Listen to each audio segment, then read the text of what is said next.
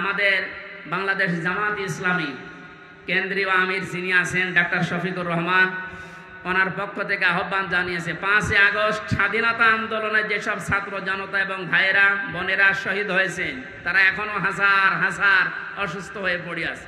কুষ্টিয়ায় 5 তারিখে 14 জন শহীদ হয়েছে, প্রায় 100-র উপরে আহত হয়ে হাসপাতালে, কারো লজ্জার স্থান নেই।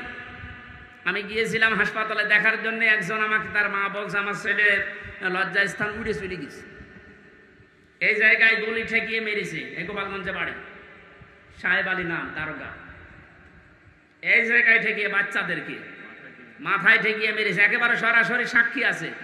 এখন কুষ্টিয়ায় ঢুকতে পারে না, ওরা যদি পায় কুষ্টিয়াবাসী পিটিয়ে মেরে ফেলবে। একটা লোককে দেখতে গেলাম হাসপাতালে, সে বলছে আমার সামনে সাহেব আলী দারোগা আমার ছেলেকে একেবারে এই জায়গায় ঠেকিয়ে দিয়েছে, মারা গেছে। একটাই ছেলে ছিল, তার মা মারা গেছে এমনিতে আগে, লোকটা পাগলের মতো হয়ে গেছে।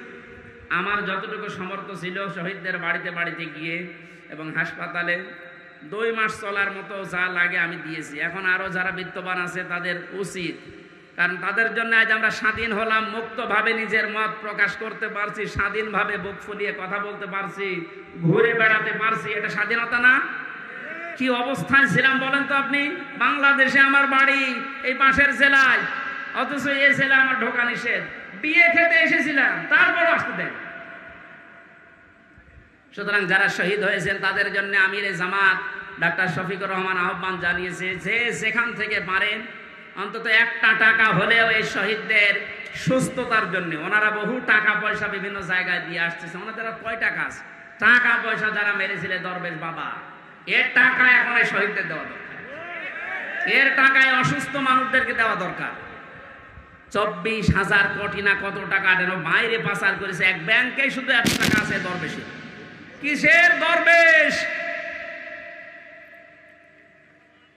এই জন্য বহু টাকা এখনো বাইরে যাদের পাচার করা আছে এই দেশে আছে, সব টাকাগুলো রাষ্ট্রে জমা দেওয়া দরকার, সব নিয়ে এসে রাষ্ট্রের উন্নয়নের কাজে লাগান, কোনো অসুবিধা নেই, দেশ দিন দিন উঠে যাবে।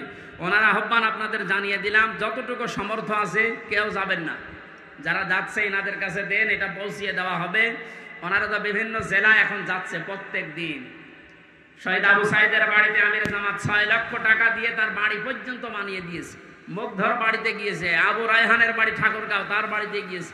এক মহিলা হিন্দু মারা গেছে বোনটা, তার বাড়িতে গিয়েছে। প্রত্যেকের বাড়িতে যাচ্ছে। আমি গরিব মানুষ, আমি যতটুকু পেরেছিলাম 3 বছরে জেলে আমার একদম শেষ করে দিয়েছে।